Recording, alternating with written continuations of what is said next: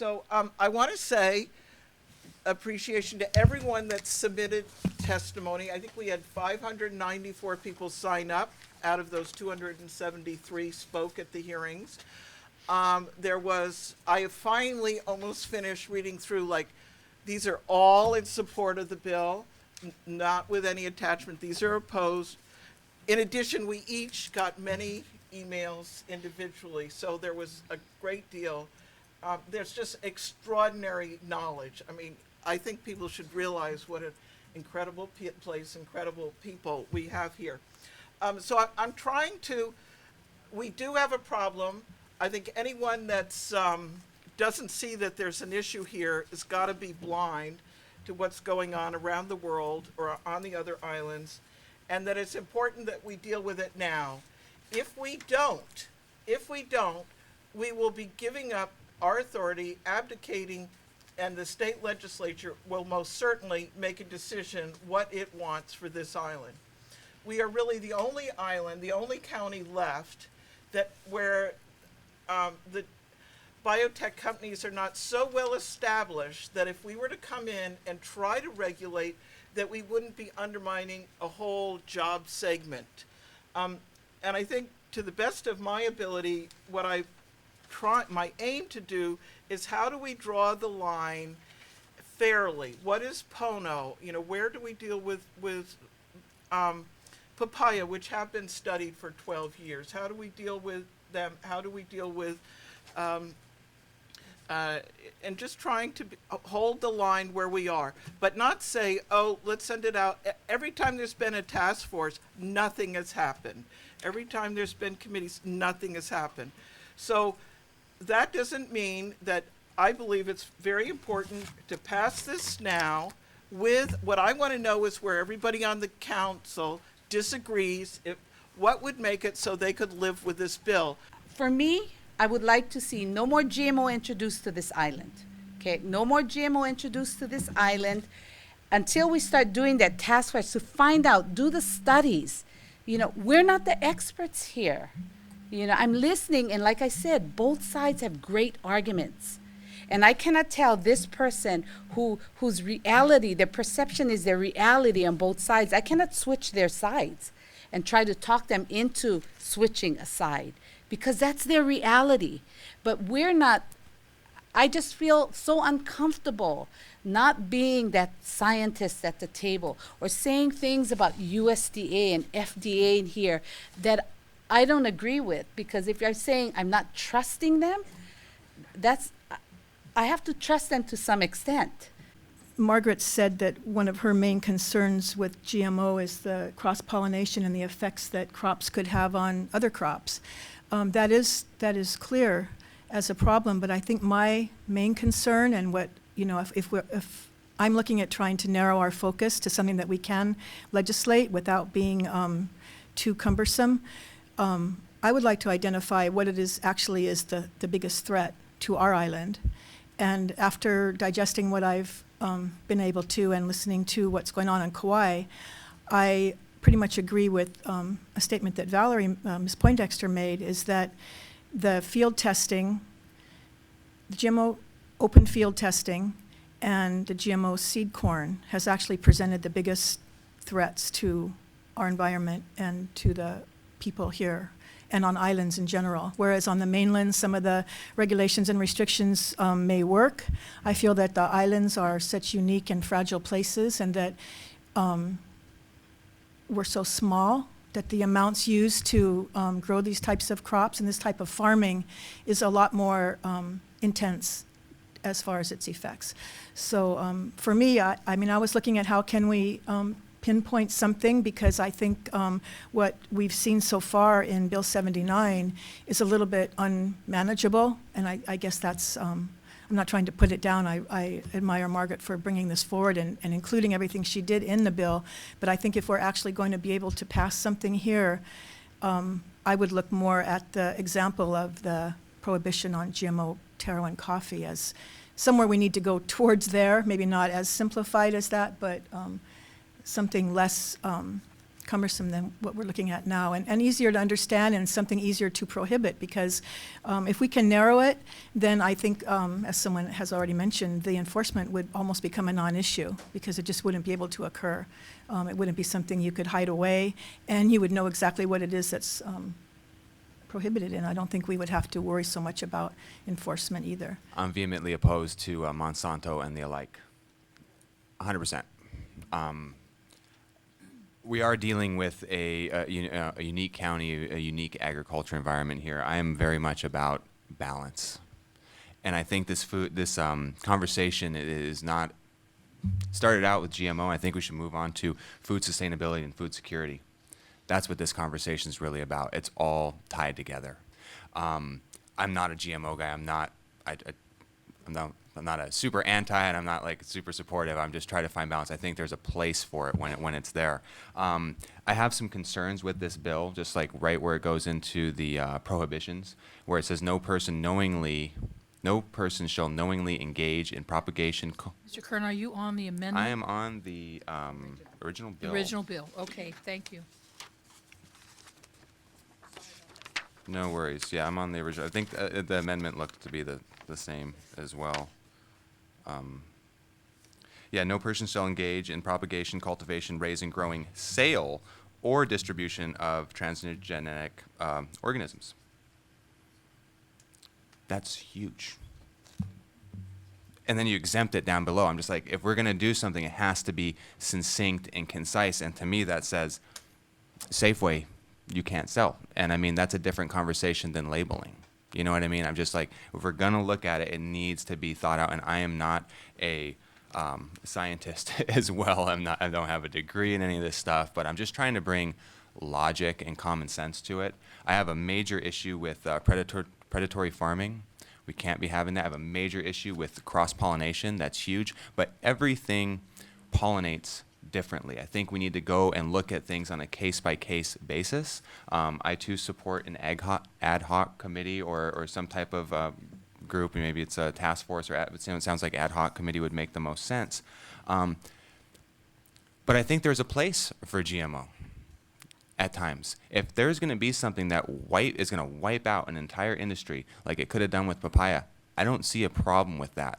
The same way that I see corn with 18, modified 18 different ways, and it's Roundup ready. I mean, that's different to me. It's kind of apples and oranges. And when you take one thing and if you're going to lose it, and there's a way to save it, if that's the only option that we have, we might need to look at that. Or we have to look at it and say, do we no longer want that industry? Do we no longer want that crop?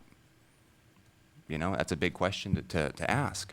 Personally, for myself, I wish, Margaret, we would have, maybe yourself, before you brought up this bill, would have talked more with all the farmers from around this island who were, in the papaya industry, the flower industry, all these different fields that do grow GMO, to kind of see do they need to do that? I mean, see what their position is on a lot of this stuff. And before it came to the council, and all of a sudden there's this big backlash against our farmers, a lot of the people that farm here on this island, ranch here on this island. I think it would have been better to do a little bit more research before this brought up, but we have it here. Now we're talking about it now, so this is where we are now. Personally, for myself, I grew up in Kona, in a local family, Hawaiian family, and we were raised on the idea of aloha, having aloha for everyone, being cooperative with everybody, having respect for everybody.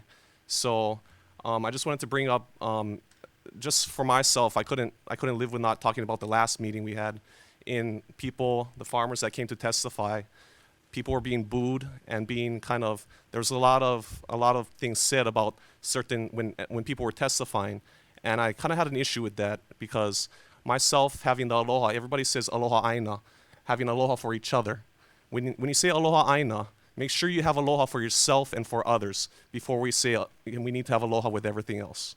So I just wanted to say that, please, the respect factor needed to be there in the last one, and I'm glad we're having it here today.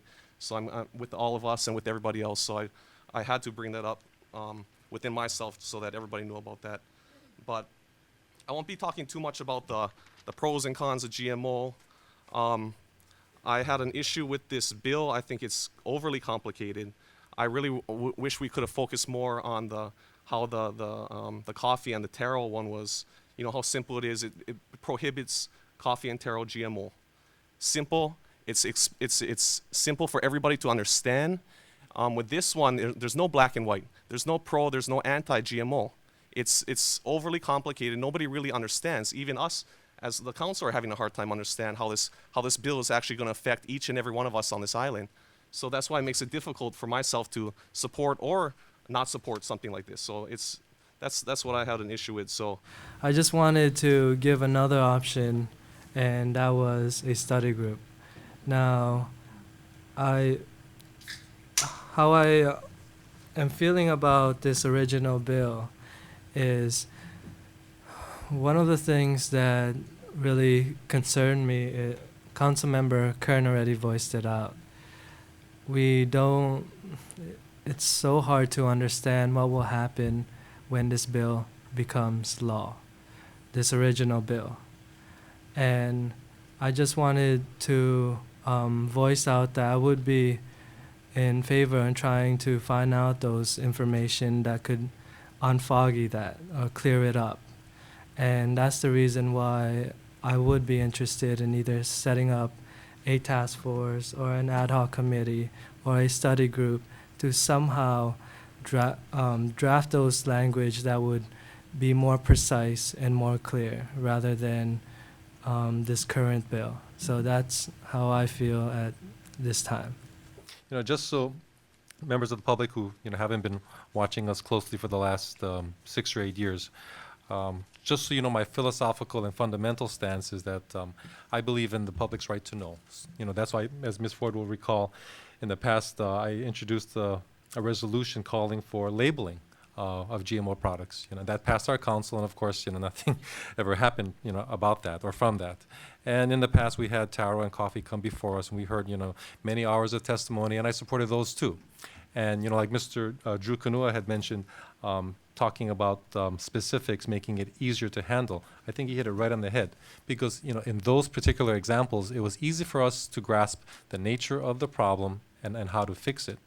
I see some testifiers who testified before on the taro and coffee, and talking about science. And science is, plays a very important tool in what we do in our lives. And as we all know, nothing is perfect. No, none of us are perfect. And some things, well, most things we want to get right. Some things will have mistakes. And I guess so. What the difficulty lies in making a decision, at least for me, is that uncertainty. So then Ms. Willie talks about the precautionary principle and wanting to be safe, and that's important too, and not wanting to harm our INA. And you've heard several council members talk about balance, so that's important, coexistence.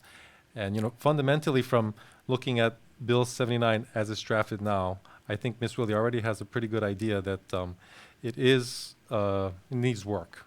And that's why she's coming up with an amendment. So that's my position on Bill 79. It definitely needs work. As far as where she wants to go with this, I think it's something that needed to be addressed.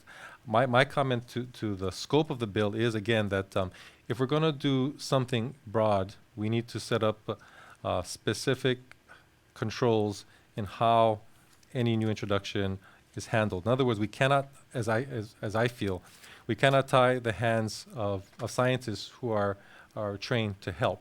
At the same time, we don't want mistakes to happen. So that's why I think taking the broad approach, while it's something that that might benefit in the long run, we need to make sure we do it correctly. And that's the problem I think we're all facing here, is whether we have the knowledge or we have the comfort level in voting on something that we feel will be good law. Because the last thing we want to do is pass bad law and then set a precedent where it kind of makes more of a mess than we already have. Yeah, looking at Bill 79, to me, it's too restrictive. I mean, it's like you went over the limits, okay? And I think all council members realize that you need some flexibility.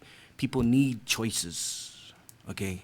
And that's where I think with Bill 79 is restricting to choices. People are not having their choice, okay? But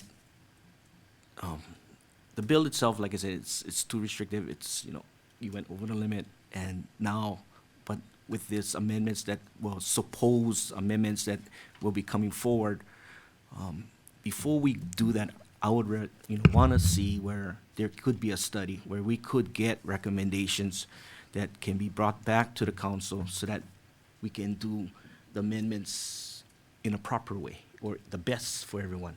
Because the amendments you might be bringing up, some council members, we didn't all see it, right? And so we don't know what's in it, so we're gonna have to look it over, and then what if we don't want certain things, then we gotta come back and amend it again. People mention about Monsanto field testing. I've never heard that. I never heard where they was going to come to this island. Okay, and I think we did hear testimony, council members, that Monsanto said they wasn't even looking at coming to our island. We do not own land or have any operations on the Big Island either. We talk about the taro, we talk about the coffee. Okay, we all know as council members that on the coffee right now, there's a beetle that's attacking the coffee beans. The farmers are right now using biocontrol to control the beetles. So to me, I ask, like the scientists, is, what's the difference between biocontrol and biotech? Okay? And so, because the thing is, with biocontrol, like when we had to go to the Guayvi, there was a lot of discussion about how biocontrol was going to affect the Guayvi plants, and then what they were worried about, how this would spread to other plants in the areas. So that was all the concerns that people brought up.